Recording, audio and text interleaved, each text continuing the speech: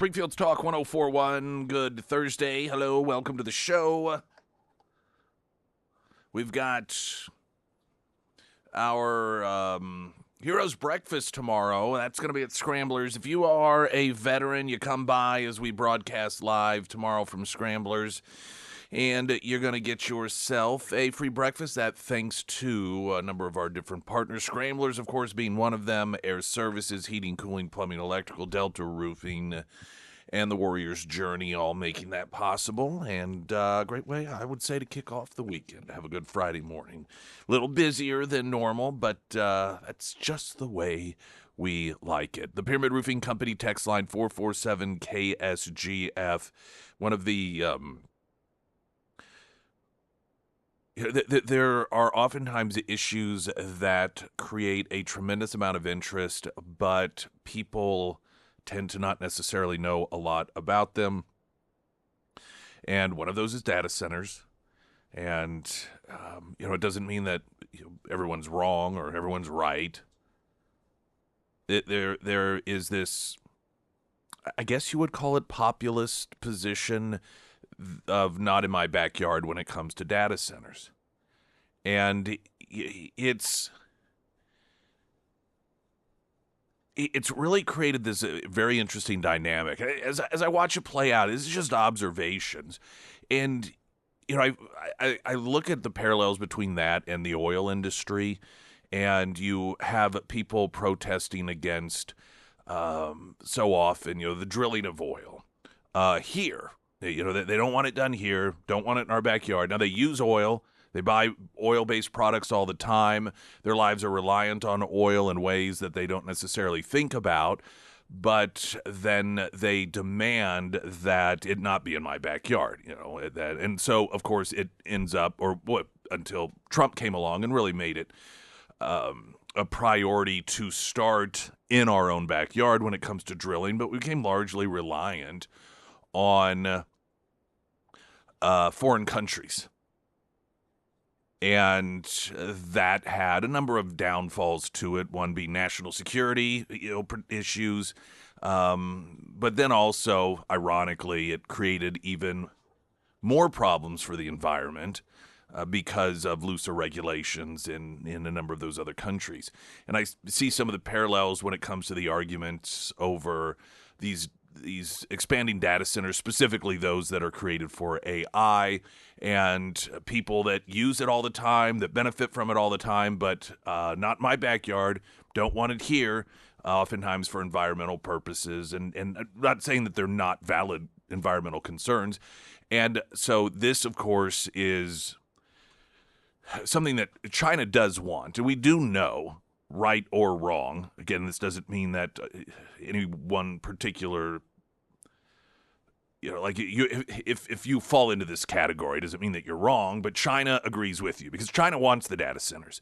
China wants the world and the United States to be reliant on them, essentially, when it comes to these data centers. And it's all about control, just like it would be with oil and OPEC with oil, just like it is with rare minerals. And that way China at any given moment can just be like, oh, really? We'll shut you down. And there's a potential future in which, or it's one pathway, and that is we just say no data centers here. There are environmental questions. We don't like tax incentives. It's going to cause our water bills and electric bills to go up. And so all of that infrastructure ends up being built in China. And then one day China decides that it's going to cut us all off. It's going to utilize that ownership of that infrastructure to shut down the country. And if that happened, I know exactly what would happen. Everyone would be up in arms, and how could we have allowed China to, how could we have been so foolish for national security purposes and allow China to house the very infrastructure that we rely on? And frankly, a lot of elected officials that would be the elected officials leading the charge to ban data centers from, the United States, or at least putting up the sort of regulatory obstacles that make it beneficial for them to move to China, because China's doing everything that they want this stuff desperately, and in fact, they have been behind. We know this. Much of the social media push to rally people behind blocking this stuff from happening here in the U.S. And this isn't a new approach. China has done this for a very long time when it comes to certain issues that they feel would be advantageous for Americans to be against or for. And they get on social media and they set up fake accounts and so forth in order to try to stimulate conversation and move public sentiment in their direction. And I just fear we're being a little not only short-sighted on this, but as we prepare to celebrate 250 years, I think our approach also is lacking what it is that has made America the greatest country on the planet. What has caused the United States to take that so-called 5,000-year leap. What has made, despite what some people want to believe, the United States exceptional as a country on this planet. And here's the thing, that isn't in opposition to, what's the best way to word this? If you're somebody that you're like, wait a minute, I'm concerned about this stuff, you're talking about me. That doesn't mean that by default you are running counter to the American spirit and the American dream. There's just this lacking element culturally that I want to talk about coming up here. But we got to get the news. We're going to get the traffic also for you, find out what to expect weather-wise. I know Republic, for one, is set to have their big fireworks celebration on Friday, Willard on Saturday. I'm sure there's some others as well. In fact, you can get that information at ksgf.com. Right now, the latest news update.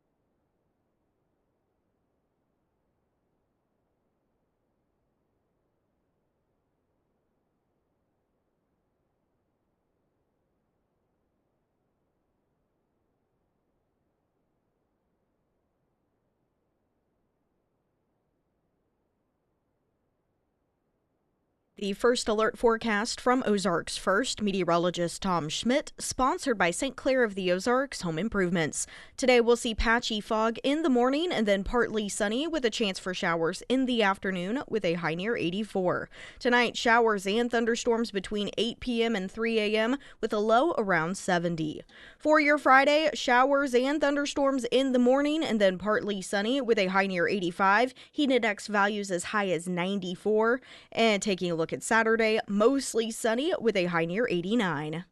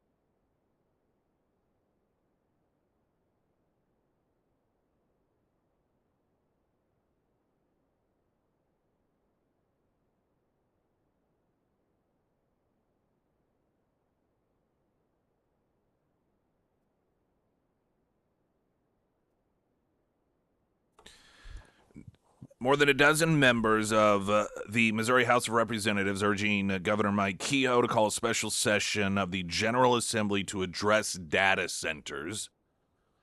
Spearheaded by State Rep.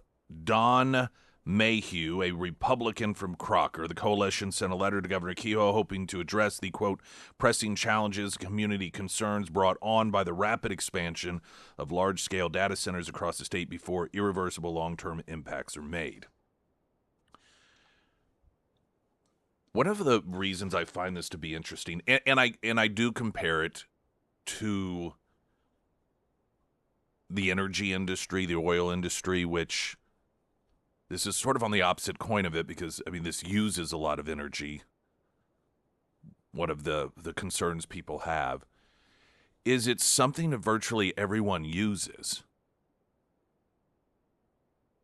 yet pushes back against the needed infrastructure to support that very usage. We see it when, people protest energy, they protest fracking, they protest oil, they'll drive to some sort of protest on a vehicle with tires and in their phones and plastics and all these things that are reliant on the oil industry. Excuse me, pardon. I had to sneeze. I had to turn the microphone off there. And a lot of times, they sort of get mocked a bit for seemingly having a disconnect. And like, well, if you really believe that the industry is awful and it's horrible, then stop using the products. Now, I don't use any AI. I've never, even the Chat GPT stuff, I'm sure it's not above my head. I've just never used it. I don't know how to use it. I know it's not a difficult thing to know how to use. And by the way, it's not for any sort of moral positioning or anything. I just haven't ever done it. And I know one day that I will. It'll be something I utilize, whether I want to or not. It's not like, like I said, there's no real reason behind it other than I just haven't ever used it. But I know, obviously, a lot of people do. Now, I say I haven't used it. I'm sure I know I've benefited from it. But in terms of my direct usage, obviously, maybe information I've obtained has been gathered by maybe not me, but by the source that I obtained it from. They probably utilized AI, or, you hear ads that are AI, or so I'm fully aware that it is part of my everyday life. It's just not something that I directly utilize or have directly utilized. But I see that it is something that the vast majority of people do. And like the oil industry, with people that protest drilling and so forth, they say, well, not in my backyard, do it elsewhere. Or, we shouldn't be doing it at all. Yet they are the reason, or they contribute to the reason why the infrastructure is needed in the first place. And I see some of that same behavior when it comes to these data centers. And the fact that people who utilize it benefit from it, but they're just like, nope, not here. Have, I wouldn't say protests necessarily, though there have been some of those, and having these town hall meetings that are just like, we just need to stop it. We need to stop this from happening. We need to stop it from being built over here. We're demanding that, there's a special session in order to make, moratorium. And we're seeing this pop up across the country. And I don't think either particular party necessarily owns this issue. We see it with Republicans. We see it with Democrats. In terms of elected officials as well as voters. And on the flip side of that, there are people from both parties that encourage, whether it's through legislation or ideology, the building of such infrastructure as well. So this isn't, as I see it, a real Republican or Democrat issue. As we are getting ready to celebrate 250 years, it really struck me how simple our approach is to this issue and how that runs counter to what made this country great. And here's what I mean by that. Instead, so the approach is, oh, we just don't want to hear. And it seems to me what the American spirit approach would be is almost racing to determine and develop ways that the problems we're concerned about are solved so that we can build them right here. There's two primary concerns, I think it's fair to say, to the average person when it comes to the data centers. It's water usage and power usage. And the overriding theme the narrative that you hear with all of this is we just have to stop it because it uses tons of water and it uses tons of power. Two things that are true. Now, I know comparatively, you hear, well, an almond farm uses more water than, and okay, all of that's fine, but those are the two major concerns people have. Whether it is the environmental concern of those mass usages or its pocketbook concerns, or both, which are totally legit. That's not my point. These are completely legitimate concerns. Now, some people may say they're overblown compared to other industries and say, well, why do you pitch a fit over this industry utilizing that much, but this industry over here utilizes it, no one says anything? And I think there's a number of reasons for that. But point being, these aren't illegitimate concerns. But it just seems lacking to me. Instead, what made this country great would be reflected in a narrative of like all these different states that are talking about doing this and that and figuring out ways to ban it. Moratorium would instead be on figuring out a way to be a hub or a home for industries to figure out how to negate those problems, how to fix those problems, how to, it's almost like the Elon Musk approach. Ironically, Elon Musk, not even born as an American, an immigrant, and Elon Musk exemplifies through his results more than anyone what I consider to be that true American spirit, and that is just figure out a way to make it work. Figure out a way. When there is an obstacle, you unleash American ingenuity and culturally, maybe not governmentally, but culturally root it on. Culturally cheer it on and encourage it. Say that this is what gave America that 5,000-year leap. This is why in such a short period of time in this country, quality of life through the advancements largely of technology skyrocketed this world in just a handful of years, relatively speaking, over like what normally would take a 5,000-year period. You think of prior to prior to the unleashing of American ingenuity, how long human beings have been alive on this planet? And over that massive period of time, the advancements of technology versus the advancements of technology that developed since the unleashing of American ingenuity, it just went like on Star Trek or Star Wars, depending hyperspeed or light speed, but where you just kind of spaceship is out there and you see the stars and then you throw it forward and all of a sudden, zoom! That's what happened. And that wasn't by accident. That wasn't. I think a lot of people just think, oh, well, that's just the way it worked. No, that's not by accident.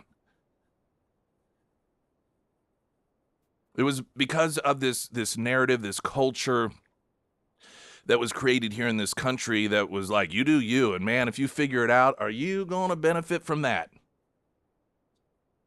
And the idea that you're this human being that can do whatever it is you want to do, and some people obviously are much more equipped to advance us through technological innovations than other people. Not everyone's an Elon Musk. Not everyone is one of the Will or Orville Wright. Not everyone is a Steve Jobs or a Bill Gates.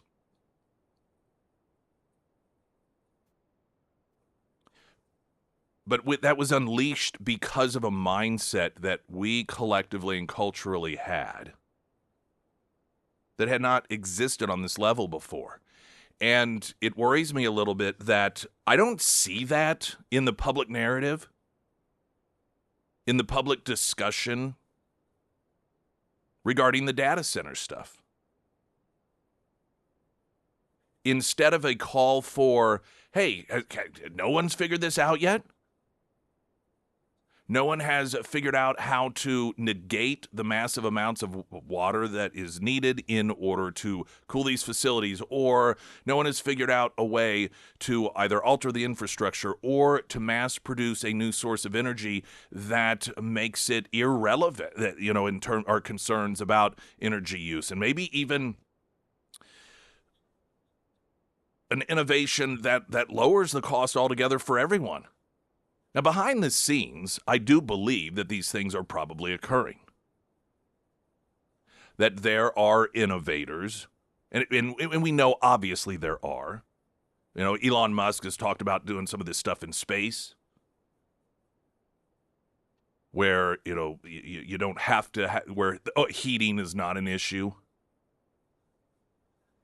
From what I understand, and I'm not even close to intermediate level understanding of this stuff, but a large part of the heating issue is because of the mass amount of copper that is utilized in these data centers, and the technology has been developed or is being developed that is going to shift away from that. And so much of the heating component that requires the water for cooling is something that already is about to evolve itself out. How promising that is, how inevitable that is. I don't know the answer to these things. And some frankly believe all of this debate over the data centers right now is eventually going to be a moot point because those things are being developed.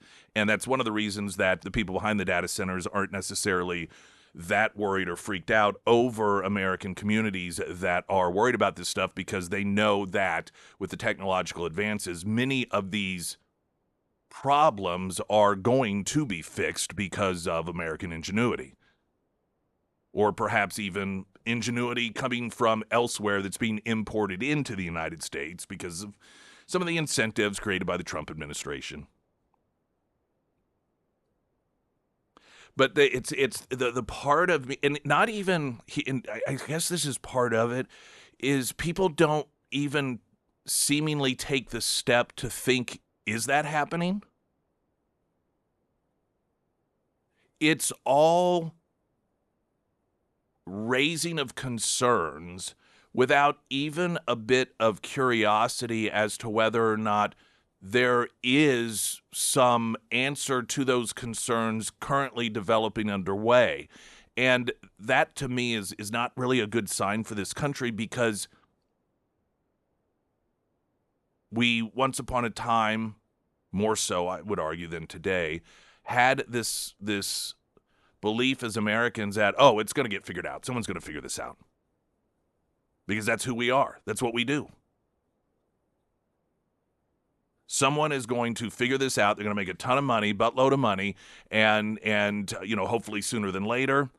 But that doesn't even seem to enter into the debate, to the point no one's even really talking about that or asking the questions. And when you call for these special sessions and so forth, I imagine that hopefully is part of it. But it just as we get into that 250 years of America and that unleashing of ingenuity and that can-do attitude that has made this country what it is, and by people, by citizens, not by government, but by people and by citizens, I don't know. It just sets a little uncomfortable with me that the overriding narrative is to not even seemingly consider that maybe that's the way to deal with this issue. And instead, everyone's just saying, nope, don't do it. And I don't know, it just seems to run counter, kind of. I guess it's, you hear the old adage about offering solutions instead of just pointing out problems. And it seems as if we, obviously not, the average person isn't going to be able to come up with a solution, but we don't seem to have that sense as Americans we're going to come up with it. And instead, well, just let China do it. Yeah, I don't know. I just don't really like that. Springfield's Talk 1041, I'm Nick Reed.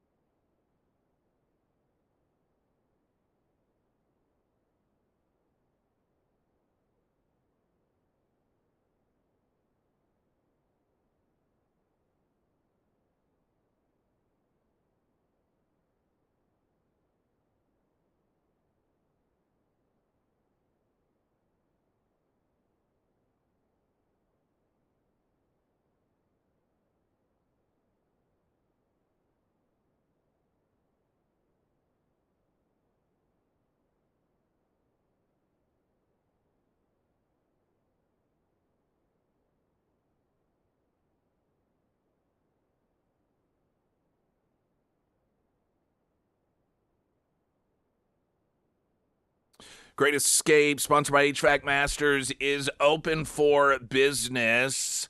General public, yes, you. We always give, if you wonder why I say that, anyone who goes on a Great Escape, and if you go on this one, the next one that comes around, prior to it opening up to the general public, you'll have it'll be a window, a small window, but a window nonetheless to go ahead and make your reservations. That way you don't have to worry about missing the boat on it. And as these things do oftentimes, they sell out, and sometimes people get in just a little too late. That's one of the benefits of being someone who's gone on a past trip with us. So Tuesday was the day that we fully opened it up, and I know that it was filling up very quickly, and it's something that you don't want to miss out on. If you go to KSGF.com, you can find all of the information and which of course cost and when and where. I mean, it's Punta Cana, Dominican Republic, all-inclusive resort. One of the more beautiful ones, April 24th through May 1st. It's a full 7-day, and you can go for just under $2,000 a person, and that covers everything. It covers your airfare, or our airfare. I mean, because we all go together. Your transfers, which they've got nice buses that take us there, and all of the food and the beverages and tipping and taxes and all that sort of stuff. It's all covered. It's an incredible deal. In fact, our lunch bunch yesterday, one of the guys that was at the lunch bunch said, "Yeah, we were talking about, we can't believe for like just $2,000 a person, all of that is included." And yeah, it is. So that is at ksgf.com. And again, that Great Escape sponsored by HVAC Masters.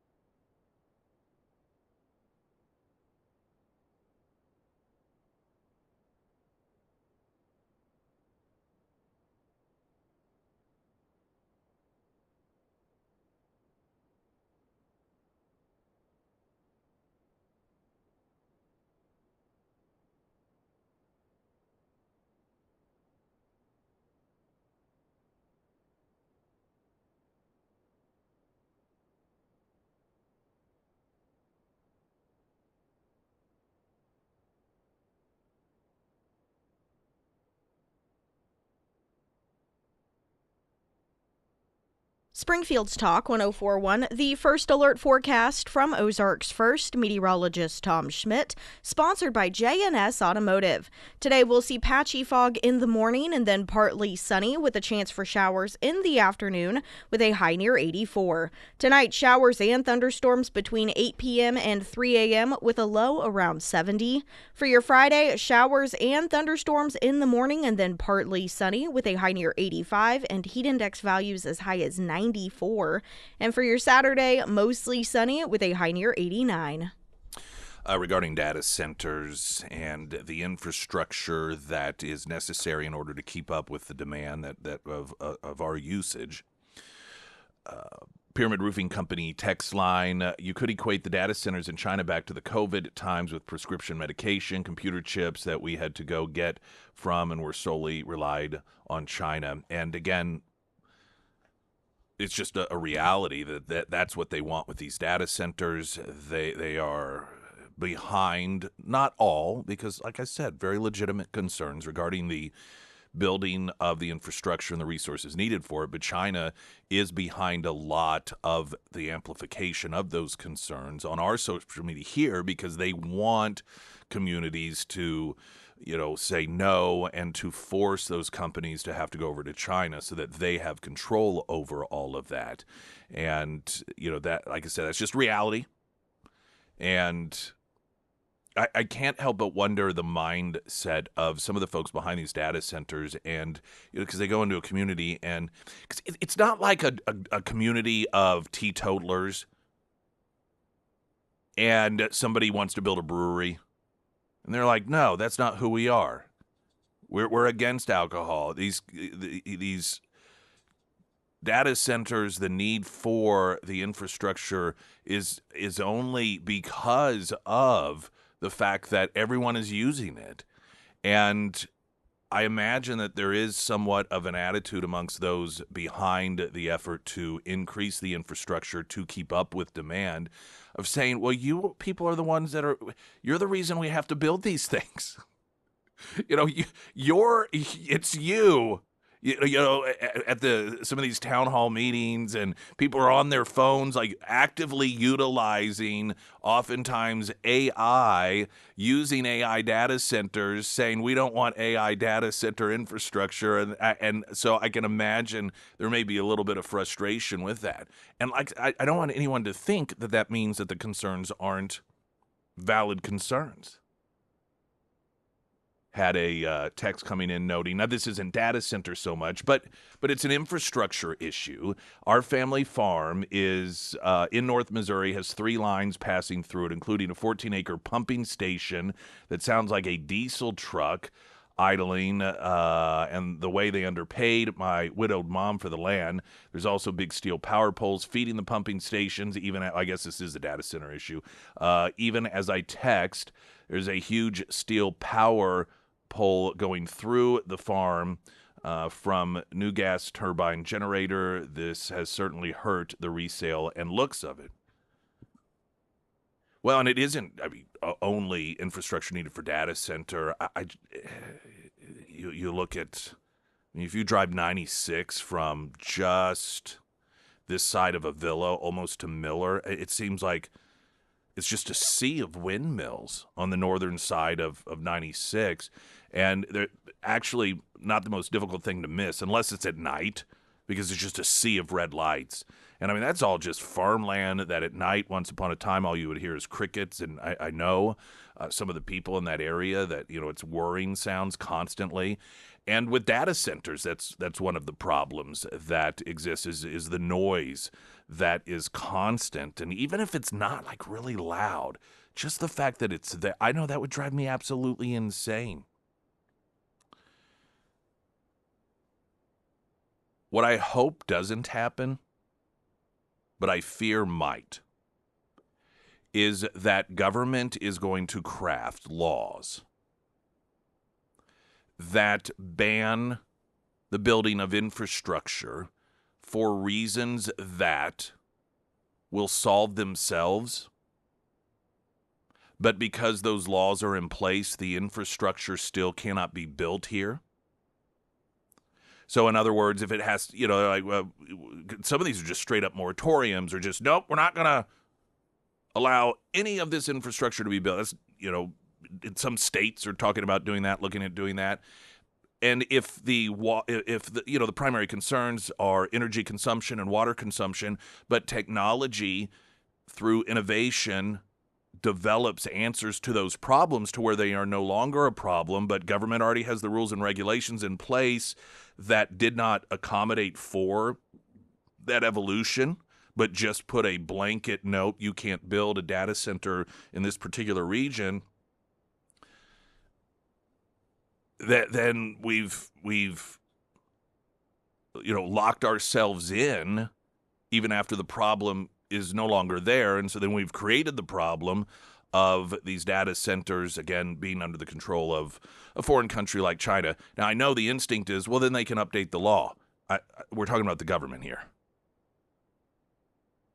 When does government ever create laws that end up biting us in the backside and then say, oh, well, we'll just repeal that? That's unfortunately not how government works. Look at medicine, for example. What a monstrosity Obamacare is. So what's the answer? Well, more government. It's just the way government works. Public education. What a miserable failure that is. ultimately one of the reasons that this country is collapsing and destroying from within. But not only do we not change it, what's the answer? We need more money to do more of it. I mean, that's just the overriding narrative. So that's one of my concerns, is that laws will be created based off the technology for today that will not allow for the data center infrastructure to be built here even after those technological disadvantages no longer exist. Hopefully that won't be the case, but sometimes you're talking about government. It always worries me when we're running to government to fix this and to solve this, and we want government to step in, and sometimes it is necessary, but a lot of times we've been really worried about things, and we want government to come in and come up with an answer for it, and then 10, 20 years down the road, we're like, man, was that a mistake? I mean, how many of you were like, no, the Patriot Act makes sense? I was there at that time. Now, oh, I didn't know this would happen. Coming up, a Democrat senator, I love this, was on CNBC, Democrat from Delaware, and asked just a straightforward question in the context of the Democrats electing more socialist, or at least in the primary. Hey, where's this worked? This whole socialism thing that you guys are promoting, give us an example of what we can look forward to. I want to play that audio exchange coming up. I'm Nick Reed.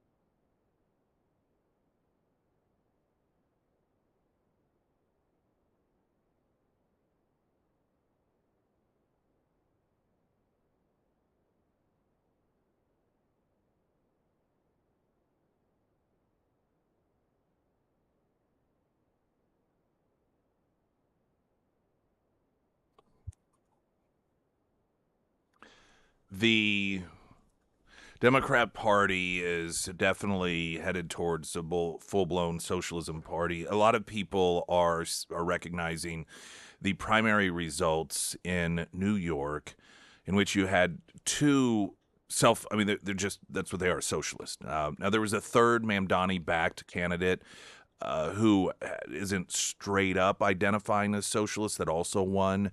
But there are two members of Congress that identify as they call it the DSA, Democrat Socialist, and And now by the way, they're after Hakeem Jeffries. I mean, the blood is in the water.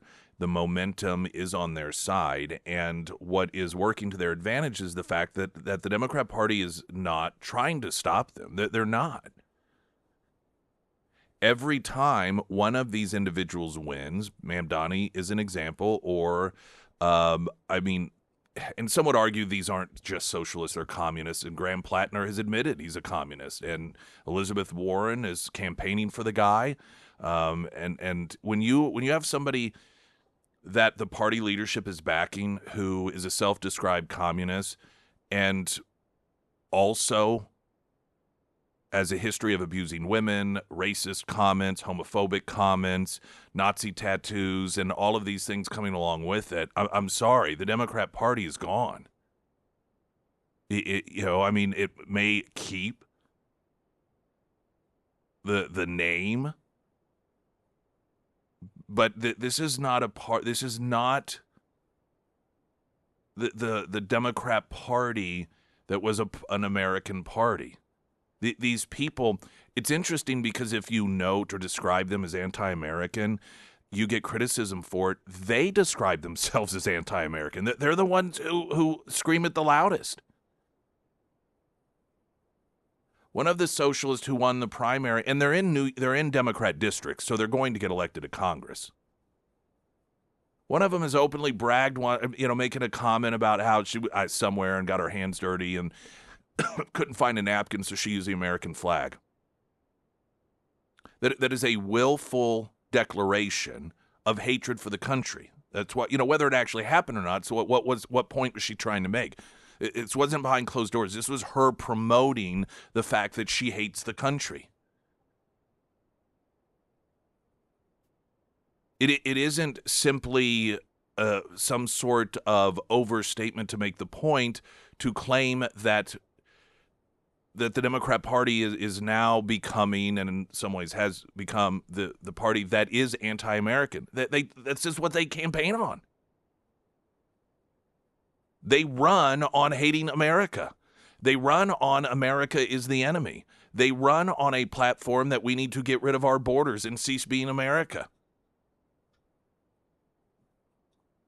And I think that Republicans need to start really noting and pointing this out. There's still this, sensitivity. Republicans say, well, I don't want to be accused of this or that, or, I'll get backlash if I claim they're anti-American. Take the backlash in order to respond by noting they're the ones who say that they don't like this country. What are you not? It's like these terrorists that write manifestos, and before they go on some sort of stabbing spree or blow themselves up, they yell Allah Akbar, and then the elites sit around. They're like, well, we don't really know the motivation here. We can't say they did it because of Islam. Like, they said it. I mean, what do you not get about this? These Democrats are running on a platform of America is evil. America is the great Satan. They hold these same belief systems that the 9/11 hijackers hold. And these people are getting elected in New York. This is the Democrat Party today. The party is not going back. And the fact that increasingly socialism is being talked about and other Democrats are being asked about it demonstrates that there's just this sense and this feeling without it even being spoken that, yeah, the Democrat Party as it was is gone, it's dead, and now it's socialism. One Democrat was asked the question about socialism. This is Senator Lisa Blunt Rochester of Delaware on CNBC's Joe Kernan, and he just asked a simple question. So this socialism you guys are always talking about, hey, where's this worked? Where has socialism ever worked, Senator? Is that another question, or is that for the next interview? That's definitely for you. You said fish doesn't work everywhere. I just want to know one place where socialism has been beneficial. Well, when you have me come back on, we can talk about all races. Get your answer ready. I mean, he's kind of laughing about it, but because the answer is nowhere. I read a book once by a guy who was an expert in his field, and he talked about the way he became an expert in his field was when he was young. He wanted to be an expert in the field, wanted to be the best at it, and so he found an individual that was considered the best in that field, and just asked him, "Can I follow you around for I don't know, it was a year, 6 months, or whatever?" And that's all he did. He just followed him around at every bit of work, wrote down everything the guy did, because his thought process was, I want to be successful in this arena, so I'm going to find someone else who is, and then I'm going to do what they do. And then, once I get that baseline, perhaps try to even improve it from there. The Democrats instead have said, let's find the biggest societal and governmental failures on this planet, responsible for human atrocities, the single largest historical and current day dumpster fires, and let's do what they're doing. And you have people in this country that go to the ballot box to say, yeah, I want to do that too. And the irony is, and this has been broken down, you know, when it comes to these socialist candidates in New York, the category in which they got the majority vote, white, college-educated elites. You know who voted for their opposition? Though they still voted for, it's the Democrat primary, but who voted for those that aren't the declared socialist? Immigrants from other countries, who largely came from socialist countries. Because, see, you can't zap away their knowledge of what socialism does.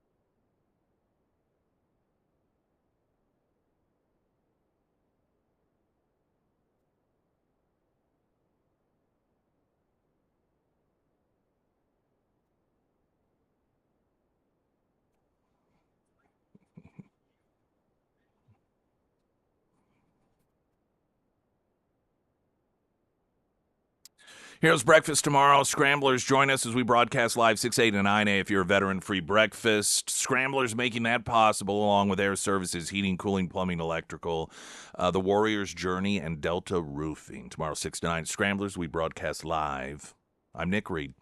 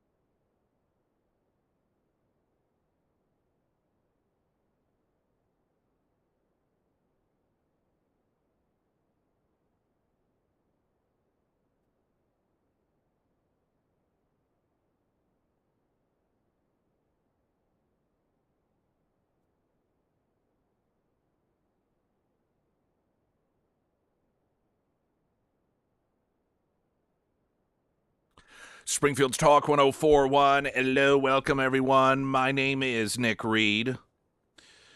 Wanted to share with you a recent review for Brookline Doorworks. A battery needed was actually demanding to be replaced in one of our garage door openers. My service call was promptly scheduled. My technician, Caden, was superb. He was warm, knowledgeable, professional. He was happy to go ahead and inspect both door systems and perform preventative maintenance on them as well. I also asked him to take a look at the bottom panel of the double door, which had been damaged in an accident. He made a note to have the office email me a bid to replace the panel. I received a fair bid that same day. Brookline Doorworks is a very reliable company that excels at their specialty. Now, I read that one specifically because of the focus on the service call aspect of it. And there's two business approaches that garage door companies take. One is to sell the garage doors at a much cheaper rate than the competitors. But then when you need them for service calls, which oftentimes only they are able to work on them because of proprietary issues and certain parts that only they utilize, they really jack up the price higher than their competitors because you have no other option but to use them if you want to get it fixed, unless you want to get a whole new garage door system, which is cost prohibitive. Then the other way is to charge just a standard reasonable amount, not to really undercut the door itself, but when it comes to the service calls, not jacking up the price. That's how Brookline Doorworks works. That's the approach that they take. And their service calls 24/7. They always have someone on call. And it's not just for residential and business, big bay doors. It's all of the area. Fire departments utilize them, but also security gates. Keep that in mind. BrooklineDoorworks.com. Stephen A. Smith questioning why activists are still defending Carmelo Anthony after a guilty verdict. The sports commentator and host of the Straight Shooter podcast, question why people continue to challenge the verdict, saying, quote, when we sit up here and we think about the battles that needed to be fought, we got to be mindful of what's worth fighting for and what is not worth fighting for.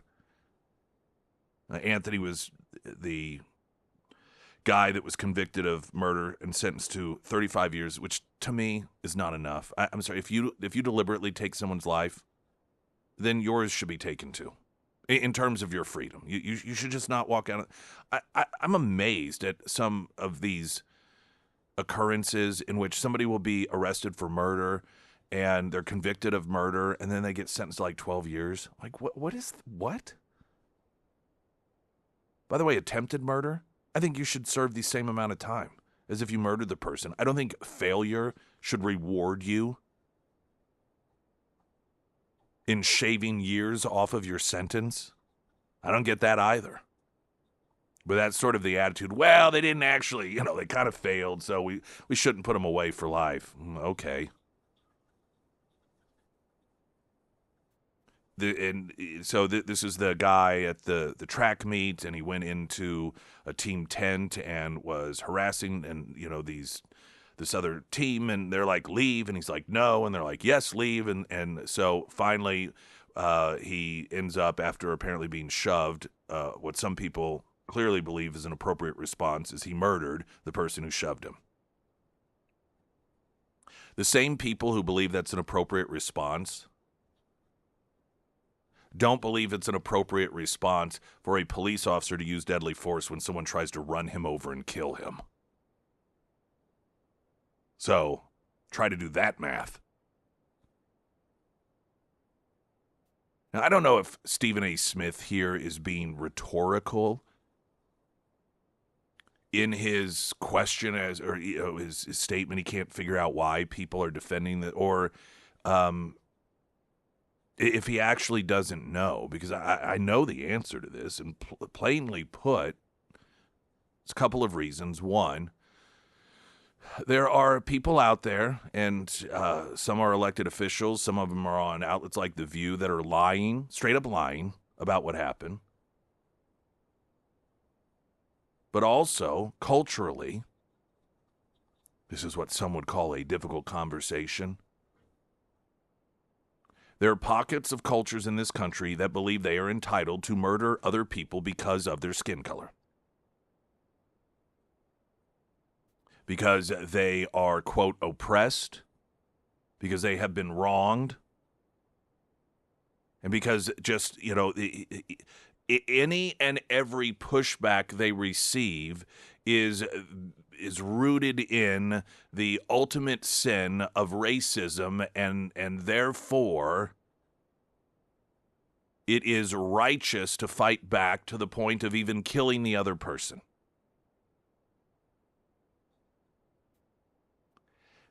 I don't think that Americans really fully appreciate and understand to what extent that belief system exists in this country. There was, in Texas, I don't know if this is yesterday or the day before, but there was a gal, and she was, I think she was with one other person, but she was jumped by a group of strangers. She and a friend, they were out walking back to her car after going out for drinks. Longview, Texas.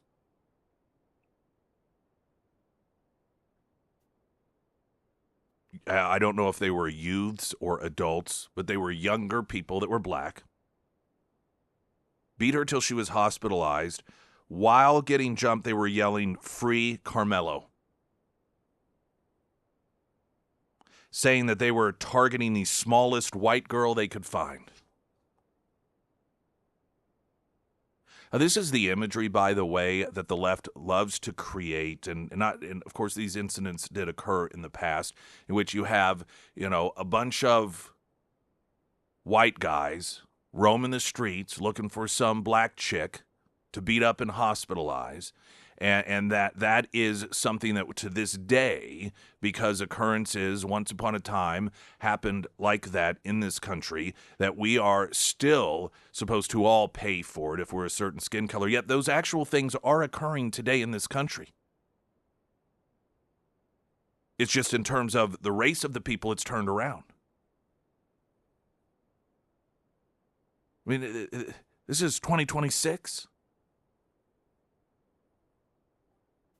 They feel fully entitled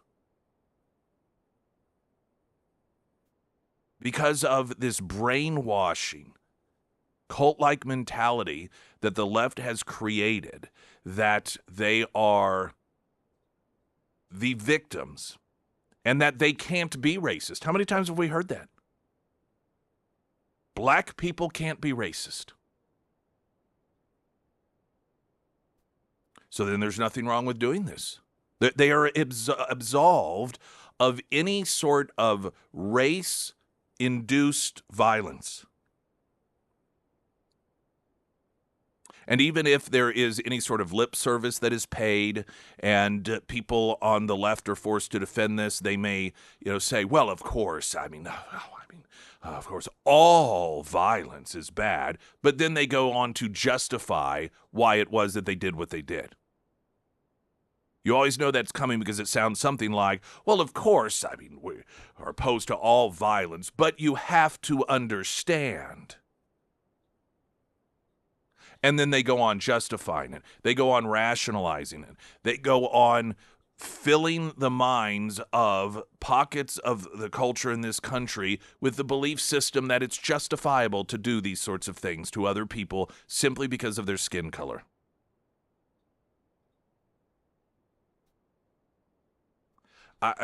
The on one hand, we mock the vapid nature of The View. In doing so, there is the danger, however, of not recognizing how much damage that show does to this country. Straight up lying about the facts of the case, which then feeds into the justification of these criminals to go out, just seek out the first white girl they can find. Or that, it's a trend now on social media in which people are doing a dance that is mocking the stabbing and murder of that kid. It's become a trend. I mean, when you look at the results of the left's narrative when it comes to race in this country, it's beyond divisive. It's evil.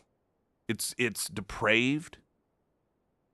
These are bad people. And they are knowingly, deliberately embarking on oftentimes a successful quest to pit races against one another to the degree that they create an entitlement amongst one to just seek out and murder the other. You know, by the way, this is exactly what Charles Manson was trying to do but failed. He was trying to create race wars. And his whole goal, this was, writing pig and blood and so forth. He was wanting to create a race war between blacks and law enforcement, and then believing that white liberals would join it. And he had this whole plan. And ultimately, in his mind, resulted in him being leader of the world because, which actually isn't too far off base for why people on the left do it, for power. I mean, when your MO is in line with, or at least your rationale, the reasons you do the things you do are in line with Charles Manson, you might want to just do a little self-reflection. Latest news update.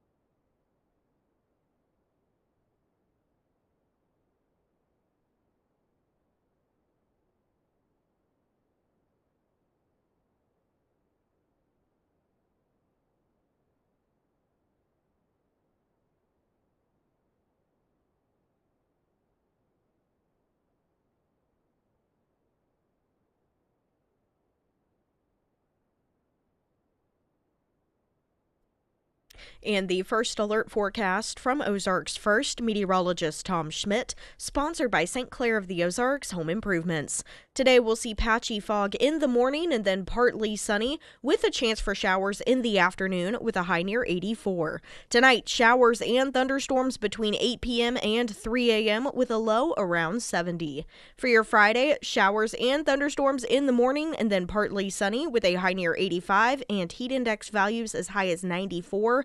And taking a look at Saturday, mostly sunny with a high near 89.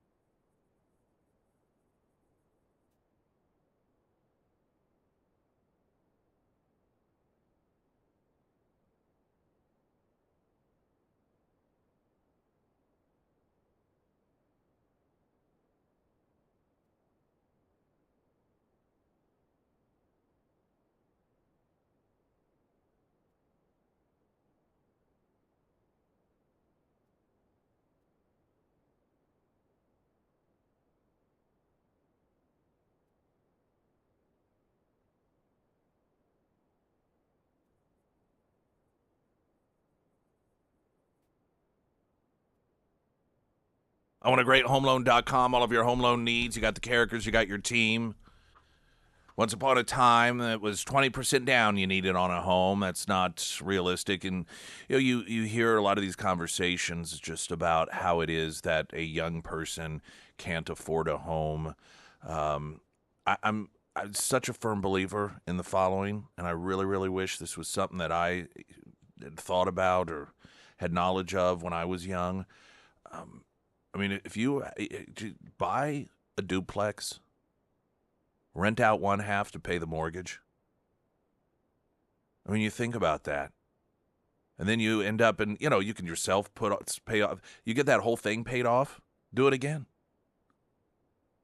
Or buy your first actual home, and then you rent out the other side, and then you have two people paying rent that can easily go towards your mortgage there, paying off your house.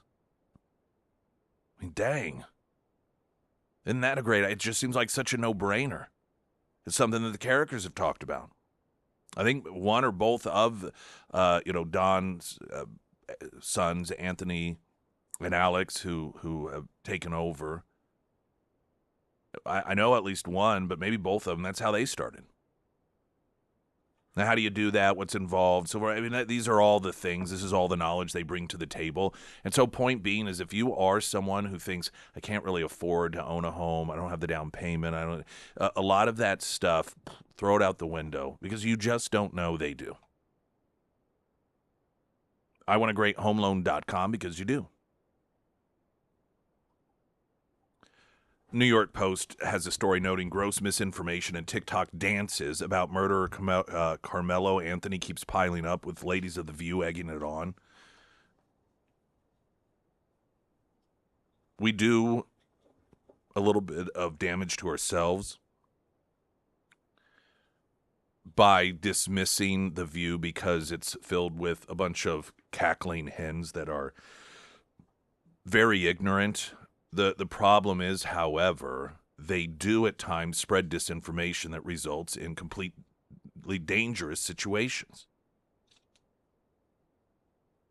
You have Sonny hosting on The View, who everything's racism, race obsessed. One of the arguments that she makes that others have said is that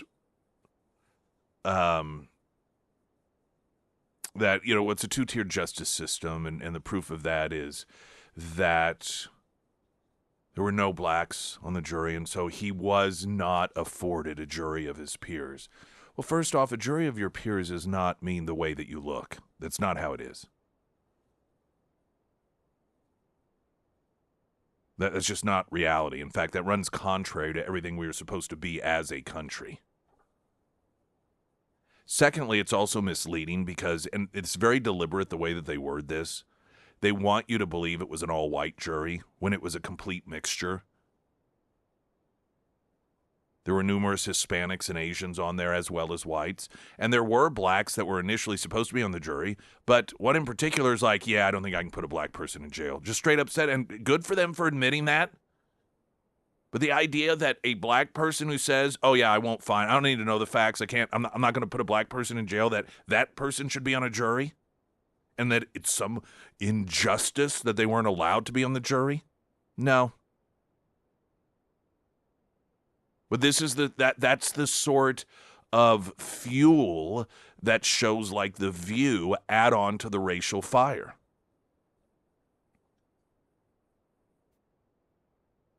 She also claimed that Metcalf, who was the murder victim and weighed 200 pounds, was far more physically imposing than Anthony, who she claimed weighed 130. Now, according to his online recruitment profiles, he weighed 162 pounds.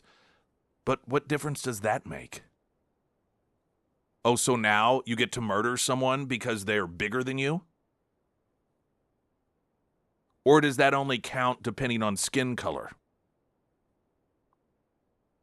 But this is all, and you may think that and recognize that it is ridiculous in nature, but she is put up on a network that uses public airwaves as somebody with a background in law, as an expert that should be listened to on a program that is billed as a news program, giving talking points that are in the minds of some of these people justification. That's why it's being said.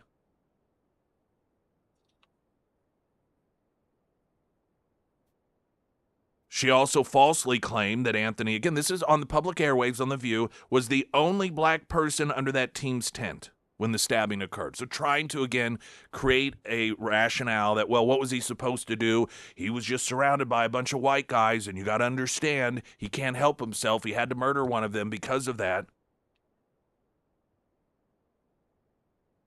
There were actually in the trial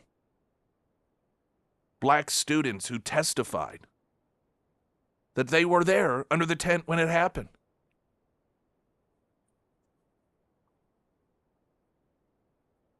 Then you've got AI images of people urinating on the victim's grave.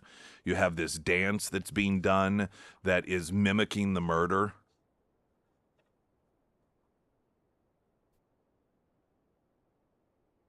Representative Rashida Tlaib, Democrat, Michigan.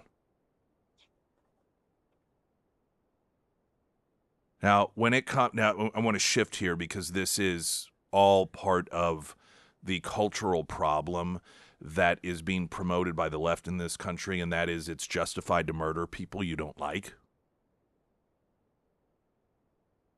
or that you have some sort of grievance against. There was the recent sentencing of the left-wing Antifa members that set up that ambush, for lack of a better term, in Texas to kill as many members of law enforcement as possible, and collectively, but all white liberals, they got a combined 450 years. By the way, that should be the standard for this sort of thing. Tlaib, outraged.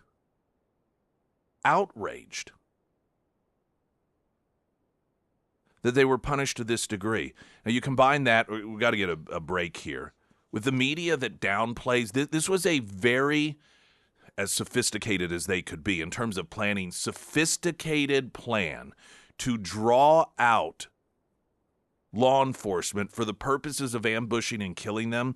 And you have media outlets that refer to it as a protest and frame it as if they were just responding whenever, as protesters, they were fired upon. Justifying the murder.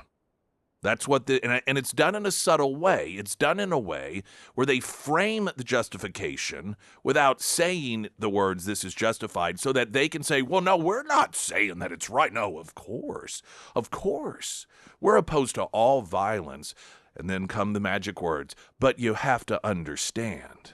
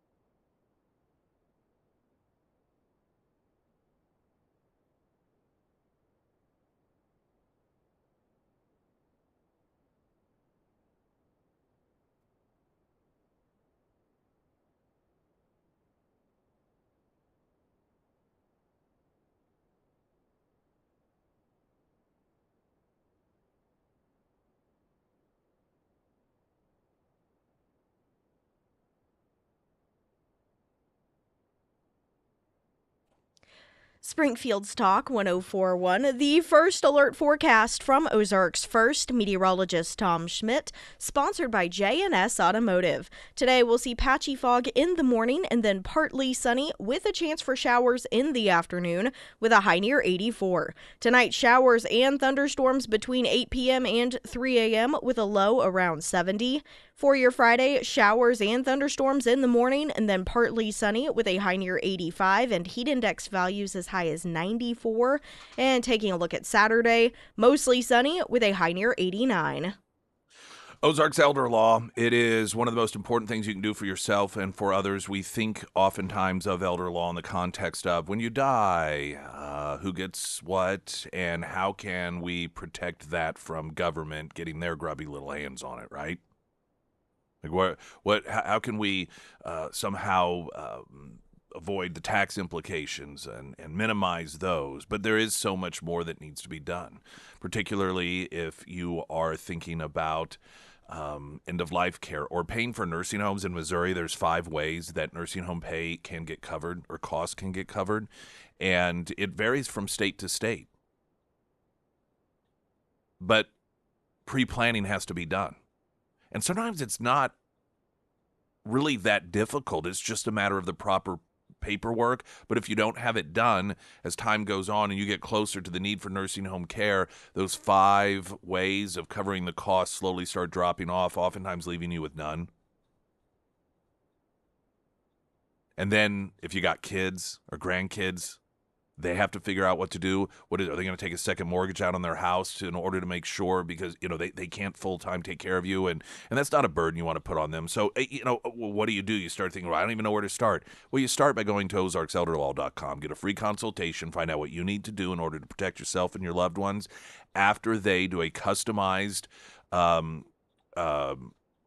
plan and say, all right, here's what you need to do in order to be legally protected and taken care of. They'll tell you this is what it'll cost, and then you can decide if you want to do it or not. ozarkselderlaw.com. Text message coming in. We're talking about the folks on the left, be it The View, be it, well, the theme here of this new Democrat Party that is encouraging and justifying the murder of people with whom they disagree, and the Carmelo, Free Carmelo movement, the black guy that murdered the white guy, and pretty straightforward. I mean, it's as straightforward of a case as you can get, yet you have these people on the left justifying it. Pyramid Roofing Company text line, you can't tell these idiots anything. They're all wearing racial blinders, in my opinion. They cannot really be that stupid to think the guy's innocent. I mean, the evidence was overwhelming in the prosecutor's favor. It is a sad world that we live in where everything wrong is suddenly right. It's getting real old real quick. But here's the thing, and so this is an interesting comment, because it does lead us to an understanding of the problem, saying these idiots can't really believe that the guy's innocent. The evidence was overwhelming. Now, you're talking about the evidence of what actually happened. This is what's so disturbing about these cases. They're not claiming it didn't happen. They're just justifying it. It would be one thing, like with O.J. Simpson, right? And what was his defense? He didn't do it. It wasn't he did it, but she had it coming. It wasn't he did it because she did this and that forced him to do this, and you have to understand he was in this position and she had done all these bad things. That wasn't his defense. His defense was he just didn't do it. And although over time, well, and even in the moment, most objective people recognized that he did, and the evidence indicated such, at least it wasn't a justification. And that is what we have shifted to in this country. And that is what this Free Carmelo movement is showing. They're not saying he didn't do it. Oh, the knife was planted, DNA was planted, the gloves don't fit, you have to acquit. It's none of that stuff. They're just straight up like, well, it was a bunch of white guys and, one of them pushed him. I mean, they just can't believe that he should have to go to jail for that. That's scarier. Because that is demonstrating culturally there is a movement here, and it is being promoted and fueled by left-wing ideology that says if you are a certain category of person, you have the right to kill another category of person. I mean, this isn't new leftist ideology. Just anybody want to check out what the socialists did in Germany when they were in charge? German Socialist Workers' Party, a.k.a. Nazis. They held the same ideology. And frankly, when it comes to an abortion in this country, same ideology as well. One category of people have the right to just eliminate the other category of people because, they don't want them around.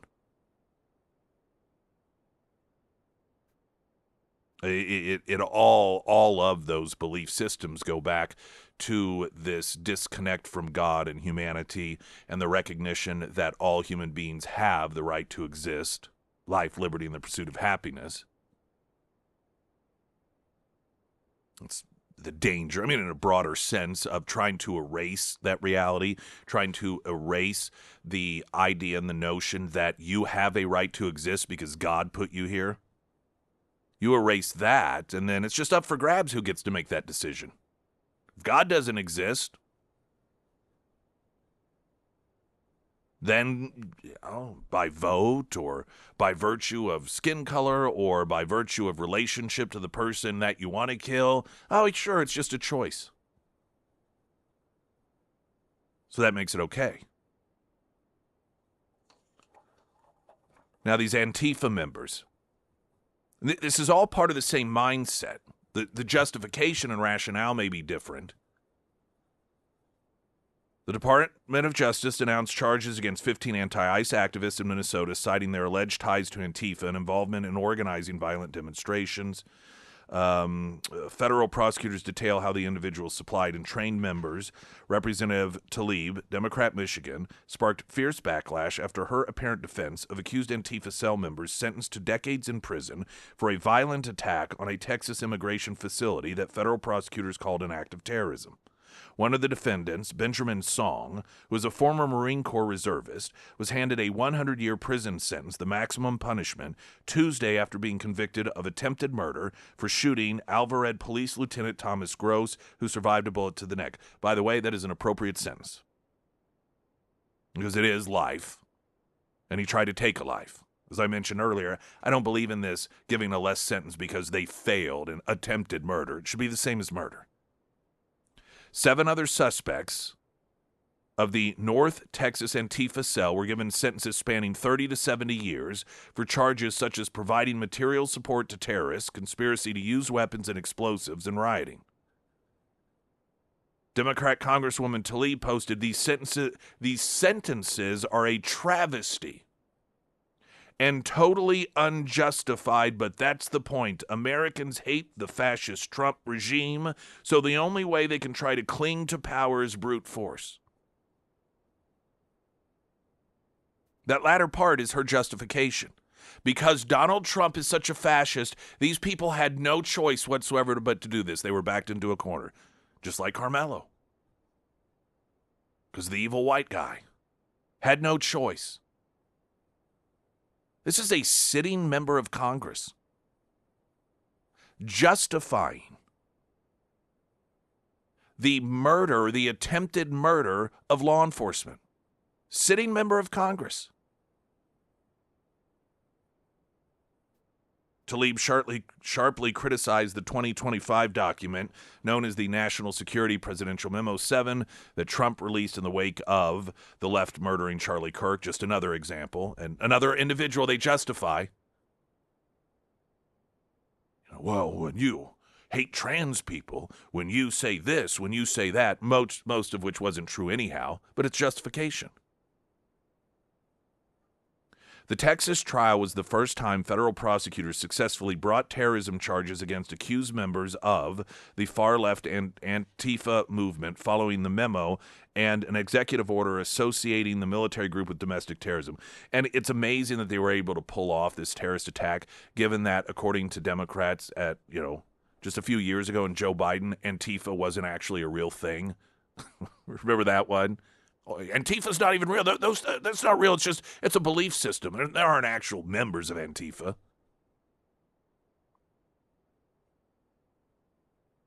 Congresswoman Tlaib added NSPM 7, that's the law that recognizes this as terrorism, is a grave threat to all of us, and more BS terrorism charges like this are coming. Well, if it's terrorism, then yes, they should.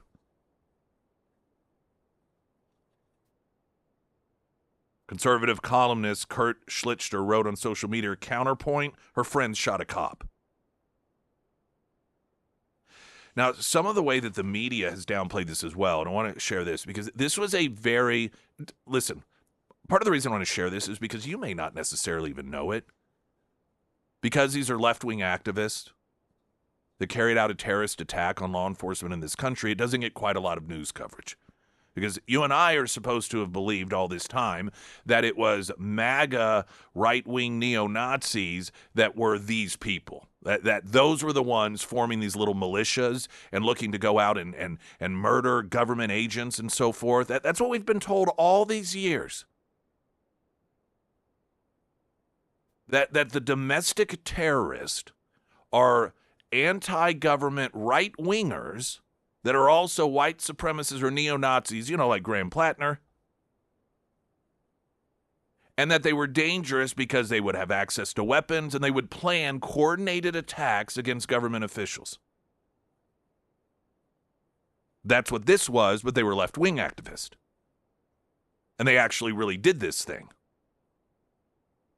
So some of the details you may not fully be aware of because, as you can imagine, it doesn't fit the narrative. And so the media hasn't been real keen to focus on this. I mean, if this was some family of Trump supporters, we know all about it.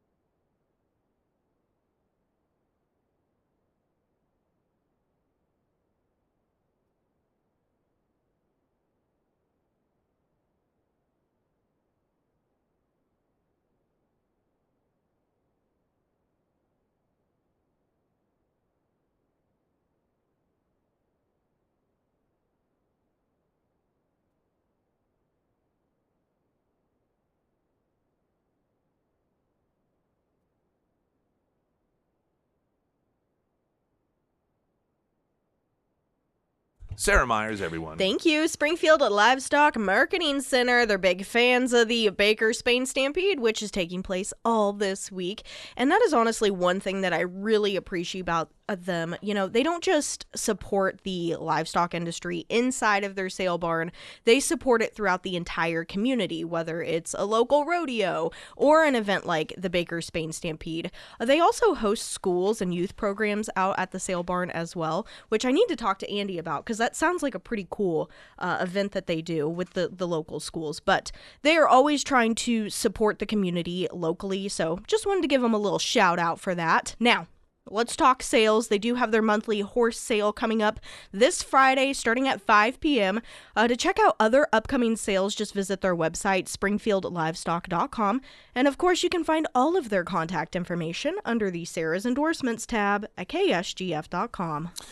Democrat Congresswoman Tlaib has said it is outrageous and a travesty that the terrorist cell that was recently convicted collectively with like 400 plus years in prison for their attempted ambush, and which resulted in a police officer shot in Texas last year, I think it was, that occurred, and claiming that that they were just doing what they had to do to fight back against Donald Trump.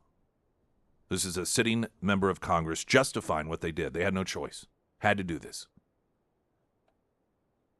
I want to share with you some of the information that breaks all of this down because, like I said, the media wasn't too keen to cover this trial, but the Federalist does somewhat of a breakdown here, noting that last July, a group of armed Antifa militants ambushed an ICE detention facility in Texas, bringing rifles, body armor, military-style medical kits.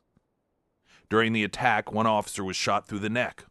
On Tuesday, several Antifa militants who participated in the attack were sentenced, including one individual convicted of attempted murder. But you might not necessarily glean that if you read the Washington Post headline of this story. Quote, this is the headline of Washington Post. Federal judges in Texas on Tuesday gave 8 members of an alleged Antifa cell prison sentences as long as 100 years for their roles last summer in a protest that turned violent outside an ICE facility. This wasn't a protest that turned violent. As noted by the Department of Justice, the defendants didn't merely show up with signs and get caught up in a crowd that lost control. The defendants got a lay of the land beforehand, scoping it out, then pre-planned bringing firearms, arrived wearing dark clothing and face covering, carried body armor, and brought firearms to the scene. It would be just as appropriate to note that on 9/11, some planes crashed during a protest from some foreigners. They also brought what the DOJ described as military-grade first aid kits with tourniquets and other items for gunshot wounds. The plan, as prosecutors noted, was to use fireworks to lure agents in the ICE facility outside. After disabling CCTV footage, the militants set off fireworks. One agent inside the facility called 911, and Alvarado Police Lieutenant Thomas Gross responded to the scene. While issuing commands, Antifa militant Benjamin Song yelled, quote, "Get to the rifles," before opening fire, body cam footage showed. Gross was stuck in the neck but survived, that being the police officer. Song was convicted of attempted murder, sentenced to 100 years in prison. The other defendants were convicted of providing material support to terrorists, rioting, and conspiring to use and carry explosives. Yet throughout the Washington Post article, readers are told that these Antifa militants are only alleged members of Antifa, and that Antifa is merely a, quote, loosely knit movement of far-left activists, often anti-capitalist or anti-state, who oppose fascism and other right-wing ideologies. So, sort of like Tlaib's justification. What were they supposed to do? This is the only way they could fight back against Trump. Had to do it.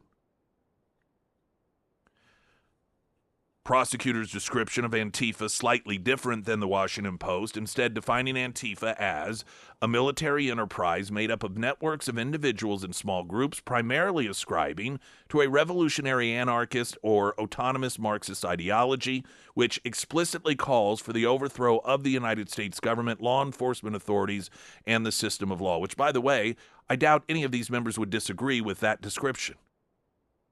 The Washington Post wasn't alone in their outright false and twisted coverage. The Guardian's Sam Levine headlined the piece, quote, Texas anti-ICE protesters convicted of terrorism charges sentenced to at least 50 years in prison, with a subhead that read, activists accused of being part of Antifa get long prison terms in case seen as test of Trump's crackdown on dissent. So it is a headline designed to make Trump the evil one. That these were just mere protesters, and these long prison sentences are a test of just how authoritarian Donald Trump is in cracking down on people who don't support him. Levine portrays the defendants as merely being activists, describing the ambush as follows. Listen to this. This is insane. The demonstrators arrived late at night with a plan to set off fireworks as part of a noise demonstration to show solidarity with those detained inside. A few of the protesters spontaneously broke off from the main group and vandalized cars in the parking lot. A guard shack slashed the tires on a government van and broke a security camera. When a police officer arrived on the scene and drew his weapon, one of the activists fired an AR-15 from the woods, hitting the officer in the shoulder. The officer survived. Now, as we know, of course, this was a well-planned, coordinated attack, with orders being given when to launch the attack. It was done for the purpose of drawing them out. The fireworks were part of the plot to bring out ICE members so they could be assassinated. You have media outlets claiming that the fireworks were just part of a demonstration to show solidarity with the detainees. Well, because that's very commonplace, isn't it?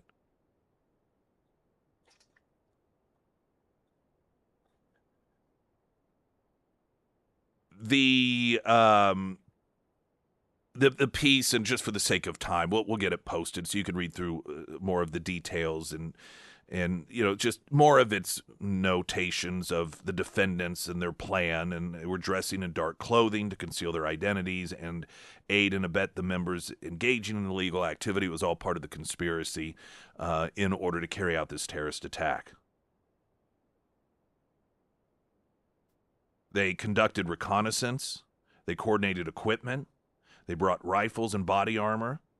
They discussed freeing the detainees, and they shot a police officer.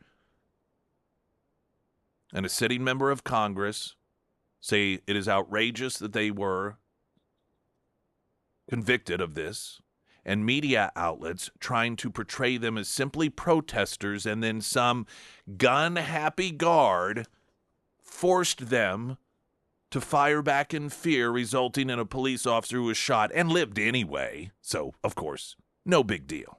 The true outrage is how the terrorists were treated. And the Democrats continue the consistent frequency of being on the side of the criminal, on the side of the terrorist, on the side of the bad guy, instead of the law-abiding American citizen.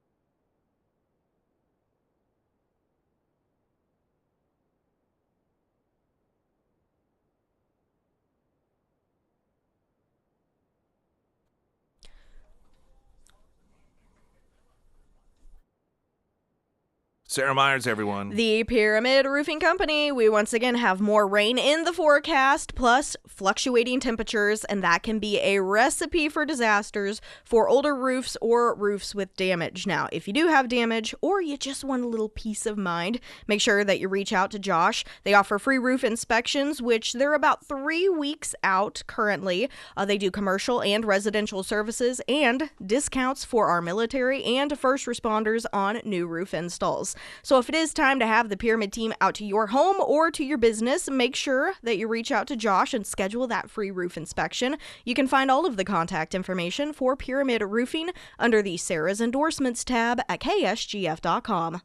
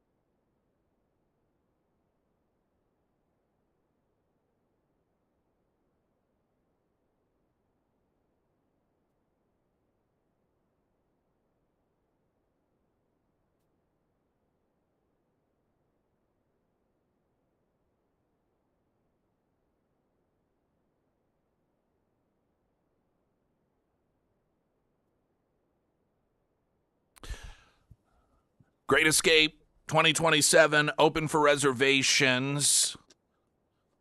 The 2027 Great Escape, sponsored by HVAC Masters, Punta Cana, Dominican Republic, the Riu Palace, Macau. Recently massive renovation, so it is updated, state of the art, and this is one of those trips for those who have been on past trips in which we are on the premier resort but have access to surrounding resorts. But the surrounding resorts do not have access to us. Now, some of you have been on a Great Escape styled in this manner. Some of you have not been on any Great Escapes, or you've been on some, but it was just one resort.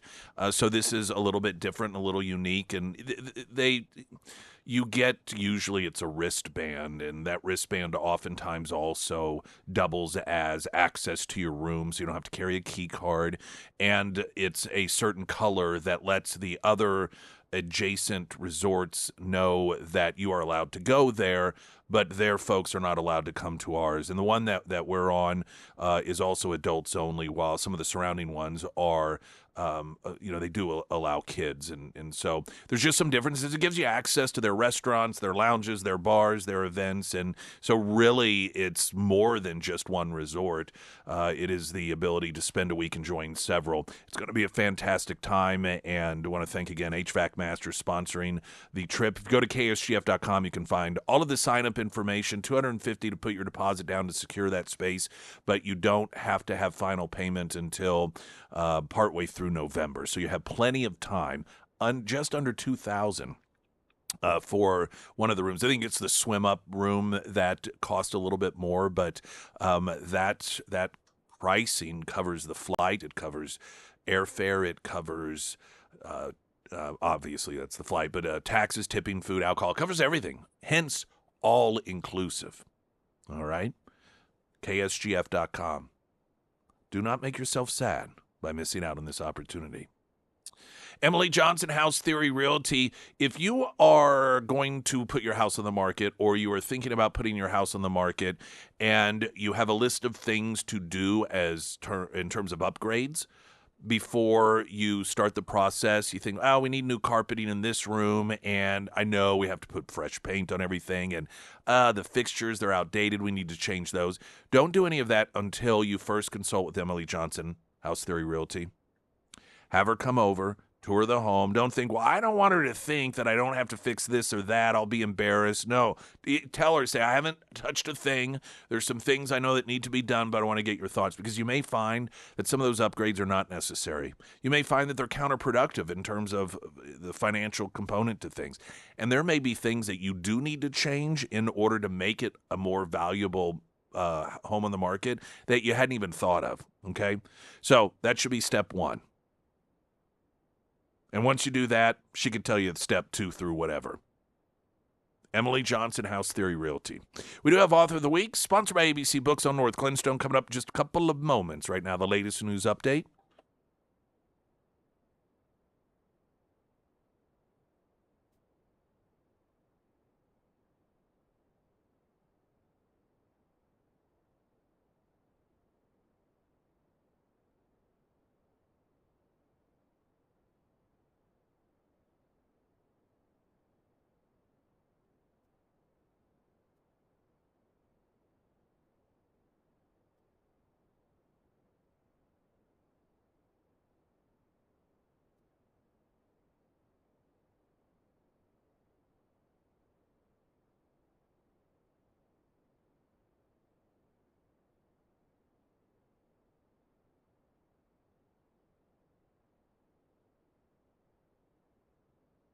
And the first alert forecast from Ozarks First meteorologist Tom Schmidt, sponsored by St. Clair of the Ozarks Home Improvements.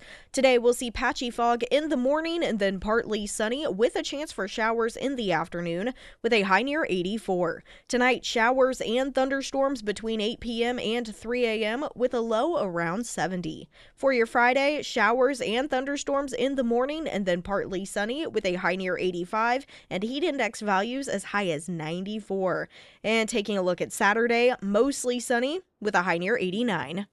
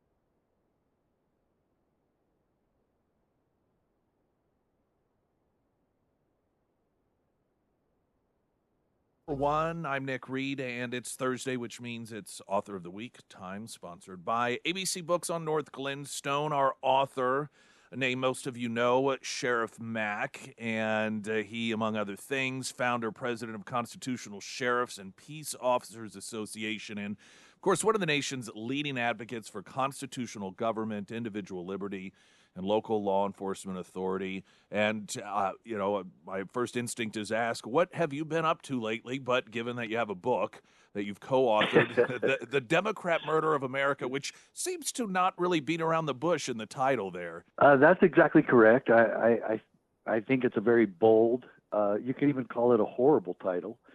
And then when you actually look at the front cover, it gets even worse because it shows a jackass with a very patriotic hat on, with a very large knife in its hoof, stabbing the Statue of Liberty in the back. And oh man, I mean, how could you ever expect a Democrat to read that book? We hope it gets everybody's attention and draws attention to what's going on in America, what the corruption is doing to our country, especially the national media, and especially nationally renowned Democrats and politicians. The Republicans are not exempt from any of this, really, but we're really pointing out the ridiculous and absurd and I guess the syndrome, the mental case that has been drawn to President Trump. And psychologists and psychiatrists across the country have said it's real. Trump derangement syndrome, the only time in U.S. history where a president has his name on a mental disorder. And it's gone too far. This is what the book, there's a chapter about it. We've gone too far. AI, we're going too far. National debt, we've gone too far. Hate in politics, we've gone too far. Divisiveness in politics, we've gone too far. And the murder that it's talking about, it's gone too far. And specifically, I'm mentioning abortion. When we have something going on called partial birth abortion, which the Democrats created under the Clintons and Obama time, and that's supposedly supposed to be a constitutional right, we have gone too far, and we've got to go back. And really the solution is not if we go forward, folks. Going forward looks like communism and socialism right now. And I'm actually on page 102 and 103 in my book where it talks about that. Socialism did not create America. It was not communism that built the American dream. It was freedom. Socialism and communism are the antithesis of American idealism and liberty. Communism and socialism are government force, and this whole idea about them, those two government provisions are not the solution to equality. Forced government equality at the point of a gun is not equality. And our government actually says, yes, we're all equal and have equal opportunities, but making it sure that everybody has equal stuff is not freedom. And stealing from one group of people, whether it's just a few billionaires or trillionaires, and then giving it to other people, that is not freedom. That is not liberty. Everyone in this country has the right to the fruits of their labor. And the Democrats' adherence and embracement of socialism and communism is going to destroy our country. And this is what we're bringing out in the book. And we're also bringing it out that we can come together and fix this, but the American people have got to get involved in the process. We are talking with Sheriff Mack, our author of the week, the book again, The Democrat Murder of America. It seems like in my adult life, there's been this constant, well, this is the most important election ever. And for the longest time, I thought, well, that's just redundancy. But I do think that every it does seem as if the Democrats do somehow make it the most important election ever, at least in my adult life, because I mean, they just, there's no too extreme for them. They never pull the extremist back. They instead end up following suit. I mean, what do you think has happened to the Democrat Party that's so different even from the Democrats in the 90s? What has happened there? Their total disregard for logic and reason, and that's really it. And that's why we're doing this book with the title and the cover that's so bold. We hope it wakes people up, because you're right. It's again, it's gone too far, and that you can't get through to these people, and you can see that on interviews on the street, and you can see it any time that there's a debate. And every politician raised their hand in the last election. I think it would have been 2020 though, because there really wasn't too much of that, because Kamala was just appointed; she wasn't elected to represent the Democrats. But before that, all the politicians are lined up on the stage.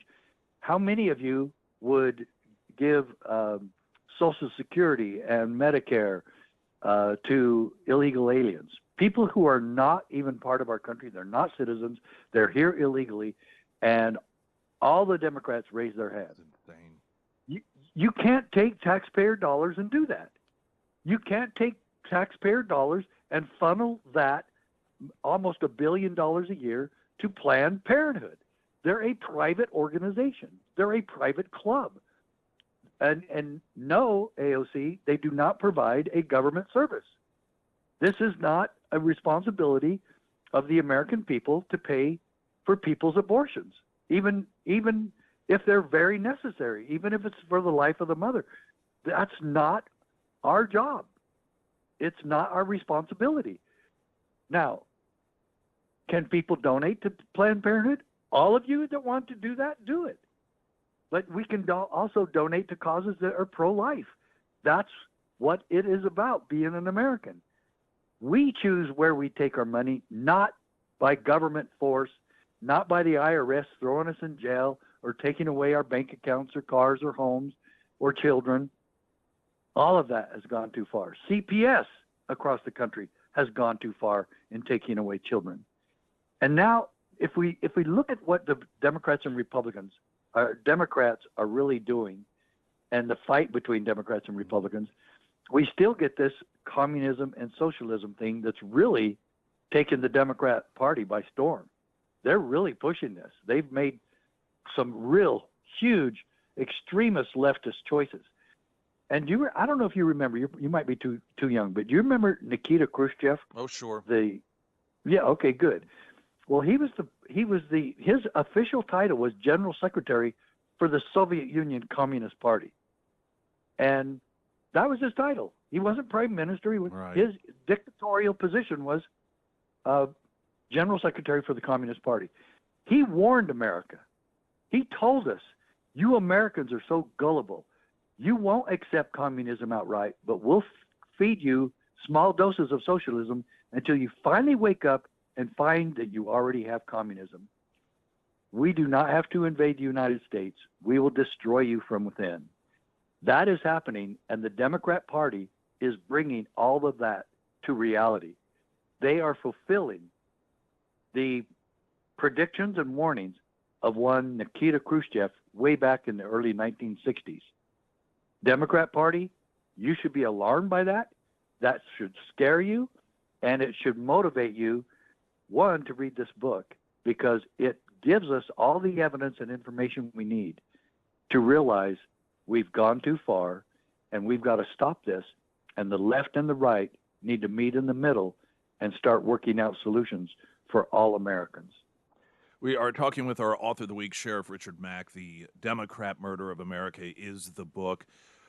It seems to me as if there are warring factions in both the political parties. The Democrats, if you noted, you have these extreme authoritarian socialists that are battling, I suppose you'd say, the older guard of the Democrat Party, although they seem to be surrendering willfully.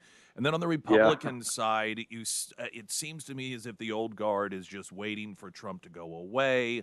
They're wanting to wrestle things back to where, you know, they were frenemies with the Democrats, and that worries a lot of Republican voters who they see things like the SAVE Act, which should be an absolute slam dunk, yet and so there's a lot of concern there that what's happening within the Republican Party as well. What's the answer to this? Well, the Republicans do have a long history of acquiescing and going along, and sometimes just following the Democrats and following the Democrats' lead. And so, but I believe the SAVE Act is the biggest indication.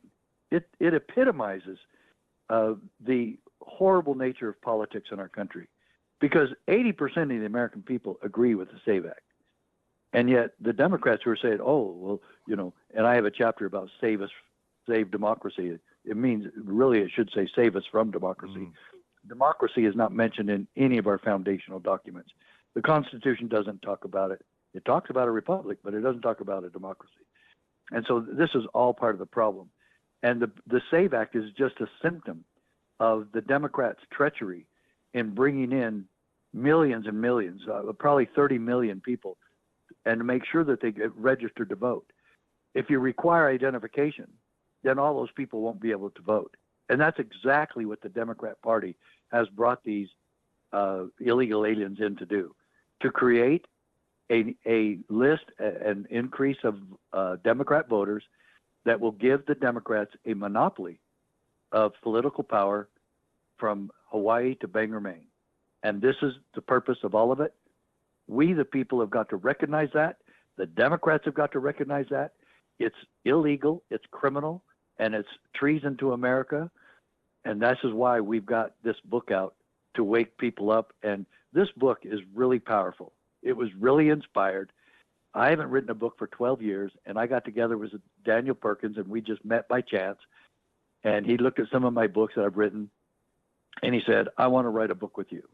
And we've got to get it out during this midterm, just as you were alluding to. This is an extremely vital election for American ideals and for America. I don't like the two-party system. We actually talk about George Washington stating that as well, because both parties have become far too loyal to their party instead of to our country and each other. Some of what you write about in the book, The Democrat Murder of America, is the media bias and public manipulation. And I don't know if you've followed, it's the thing we've talked about, as a number of other people have, with the World Cup going on and all these foreigners coming here for the first time and realizing that they've been lied to and manipulated about America and Americans. And I saw a gal who was from Scotland whose friends were warning her she was going to be detained by ICE and that everyone was anti, and so you see all of these people from other countries that are coming here for the first time, and they're revealing what they've realized and trying to tell all of us, that because of media, because of the news, they have been misled about us. And I just think that, it's such an eye opener, and it also, to me, really demonstrates why the left doesn't even want there to be discussions, because I think they realize that people will find out, particularly people on the left. Trump supporters aren't horrible people. Republicans aren't these awful individuals, and they can't afford to lose that grip. Yeah, and that's a good point. It is there, and I love it when foreigners come here and find out that, wow, this is actually a great place. Yeah. This is good food and good people, and we can walk around and do what we want. And yeah, it's the American dream is still there, and we're trying to save it. And we really, really hope that people across this country will be curious about the title. Whether you're on the left or the right or in between, everyone should be curious about the title and say, you know what, I want to see what that's about. And that's really the purpose of all of this. because we expose so much, and you can't be free and ignorant. And that's part of what the book's purpose is, to get rid of the ignorance, to give you the information you need, to give you some historical perspective of everything you and I have been talking about right now, and then provide an equally fantastic, easy, peaceful, and effective solution to all of this. Again, Sheriff Mack, the book, The Democrat Murder of America, our author of the week, sponsored by ABC Books on North Glenstone. For Springfield's Talk 104.1, I'm Nick Reed. This is your home for Town Hall.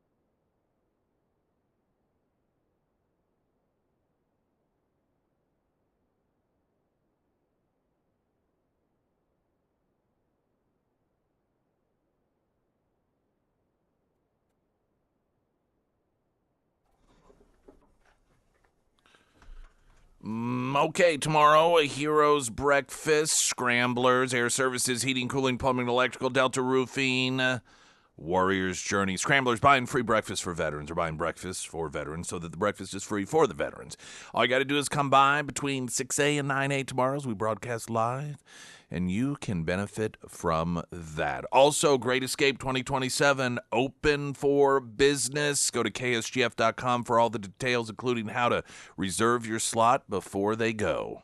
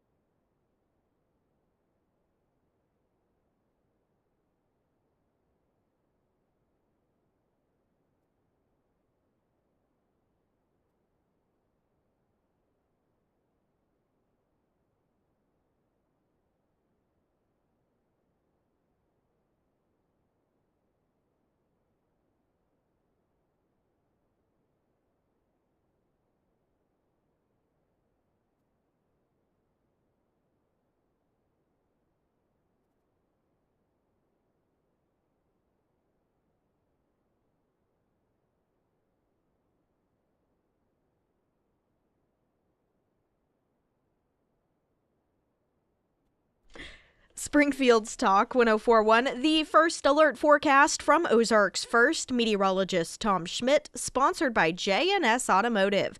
Today we'll see patchy fog in the morning and then partly sunny with a chance for showers in the afternoon with a high near 84.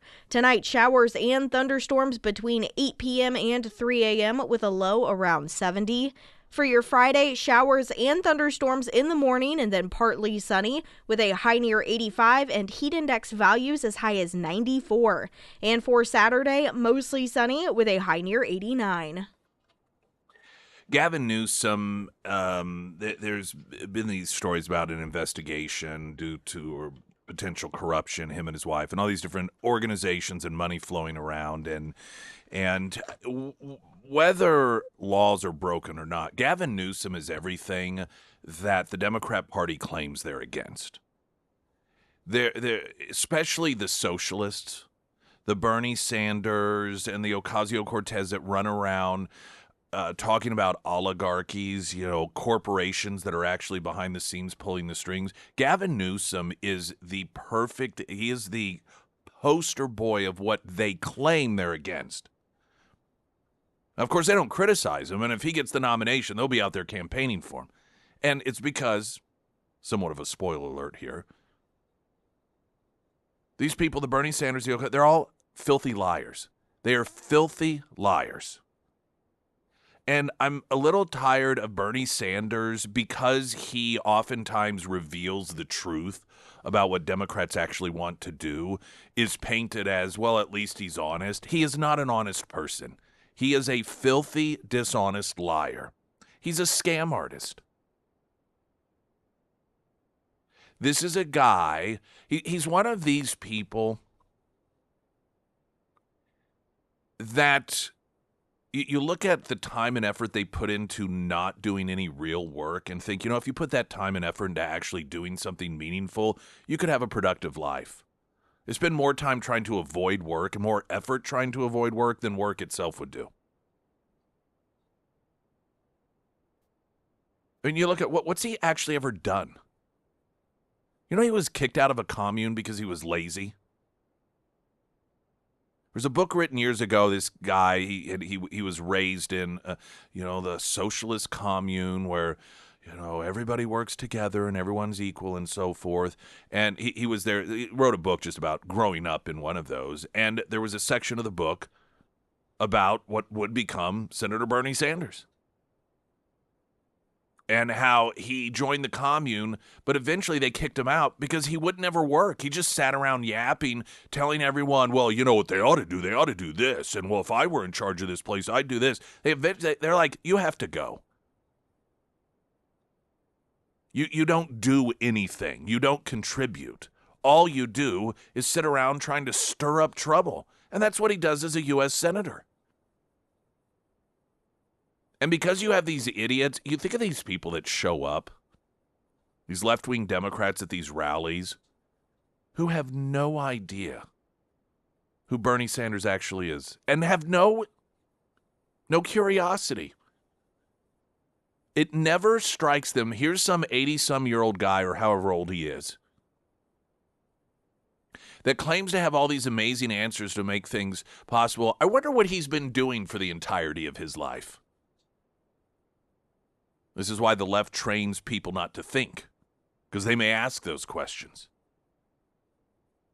They may find out that he's such a worthless piece of crap. A commune, a community that loves all people, that doesn't believe in, overachieving, kicked him out because he was so lazy and just flapped his lips about how everybody else should be doing this and doing that and so forth. And then he also once wrote an essay accusing women of fantasizing about being raped. Then you got his wife with the college, and there's a whole list of things. Everything these people are what they accuse other people of being. Now, I started this because of a story of Gavin Newsom. Now, Gavin Newsom has quite a scam going on, and in some aspects at least, it is perfectly legal, because what Democrats do when they get in charge, they take things that are illegal or should be illegal and make them legal. We see this is what they've done with voting out there, all the ways that, once upon a time it would be illegal to do in terms of voting. Well, they just make it legal to do so that they can cheat, but it not be illegal. Money. There is this effort that Gavin Newsom has proven to be quite skilled at, called behested payments. What a behested payment is, it allows Gavin Newsom as governor to go to a business and to say, hey, there's this charitable organization over here that is really meaningful to me. And I, as governor, am asking you to make a donation. Now, there's one of these charitable organizations in particular that Gavin Newsom likes to raise money for. And it's called the California State Protocol Foundation. Charity Navigator lists it as follows. The mission of the California State Protocol Foundation is to lessen the burden on California taxpayers by relieving the state of California of its obligations to fund certain expenditures. Now, just the concept of that is hilarious anyhow, because what it is, with all the money and all the overtaxing and wasteful spending that occurs in California, there is this other charity fund that's supposed to relieve the taxpayers of all the poor financial decision-making people like Gavin Newsom have made. Now, you may ask, what sort of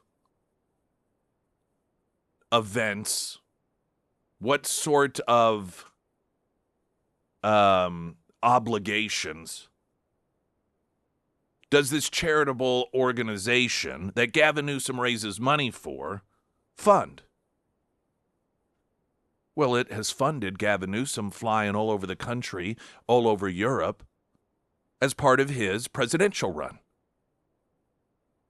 All the time when he's pretending like he's not running for president, but he goes to Davos, he goes, to Washington, he's flying around the country on these jets and around the world.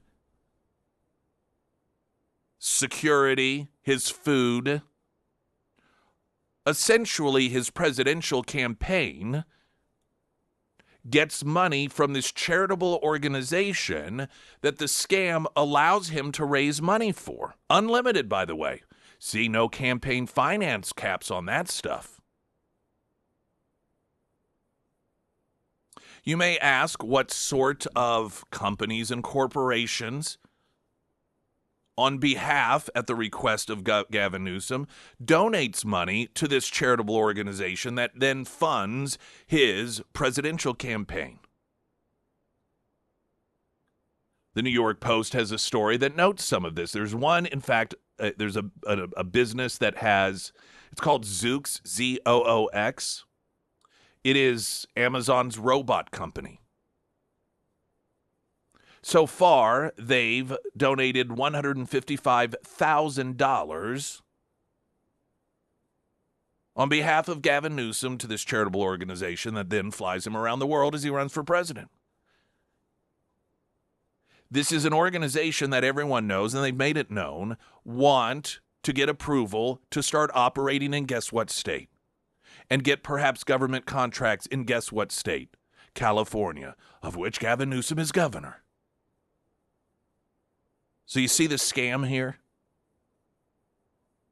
What you have is, in this particular scenario situation, and the laws have been created to allow this, an incumbent politician, Gavin Newsom, who's running for president, to call up corporations that want to do business in his state, that will need his help in order to do that. They then donate money to a charitable organization that then turns around and gives that money right back to Gavin Newsom so he can run for president. By the way, Charity Navigator, what they do is you type in any charity and they sort of do a breakdown and evaluation of How much money do they actually use for what they say? Is this a good share? Do they do what they say? Do they have good oversight? Its rating for accountability, financial health, all of these different components, poor, poor, poor. It has the worst rating across the board in terms of an actual charitable organization. The entire system is set up to allow for what Democrats claim they're so opposed to, and that's just, dark money. We don't necessarily know where it came from, and unlimited campaign contributions. Some might call this a form of an oligarchy, where you have these big corporations that are behind the scenes controlling or at least influencing a politician by writing unlimited checks to them through a charitable organization. The thing that the oligarchy tour, this is it.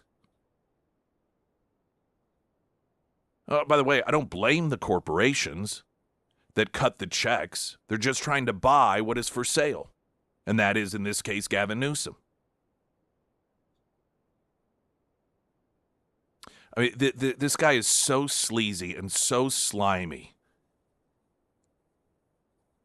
And it is just disgusting to observe people that claim they're for transparency and getting money out of government, all the corruption.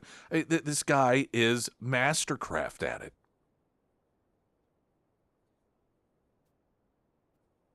From a broader perspective, this is why campaign finance laws are crap and intended to make it more difficult for average citizens to actually have a seat at the table. Politicians, in the name of fairness and ethical campaigning, say, well, we've got to limit the amount of money. Meanwhile, they have a fancy setup where they can get unlimited money from corporations that need a favor so that they can then use it for their campaign. Just like in Springfield, setting up this pseudo-judicial system that circumvents your rights, judicially speaking, where they can just throw you in jail if they decide that you didn't comply with their campaign finance rules, and it's all done. We just want to make sure that no one's unfairly influenced. Meanwhile, they still allow unions to endorse, which is invaluable, which is worth more than a $50,000 check that could be cut. People in power do not vote for legislation regarding campaigns and campaign dollars that make it easier to challenge an incumbent. They don't pass any law unless, let's just be straight up and honest, it makes it more difficult. Whether it's Springfield or Gavin Newsom or the bipartisanship of John McCain and Russ Feingold. And how absurd are we as voters? We need to take some responsibility here for ourselves. To believe that politicians that on one hand, we acknowledge, we fully believe for the most part are corrupt, while we may know one or two that we think, now that's a good guy or that's a good gal, they're an exception. But overall, you see Congress, universally, it doesn't even matter which political party, people are asked, where are they on the trust ladder, and they're way at the very bottom. But the minute they come along and they're like, hey, you know what we're going to do? We're going to change the rules when it comes to how a person can campaign and try to unseat us. You trust us to do it. We promise we're not doing it to rig the system in our favor. And overwhelmingly, the same people who mark them as some of the most dishonest people collectively on the planet line up to say, yeah, do that. Springfield's Talk 104.1, I'm Nick Reed.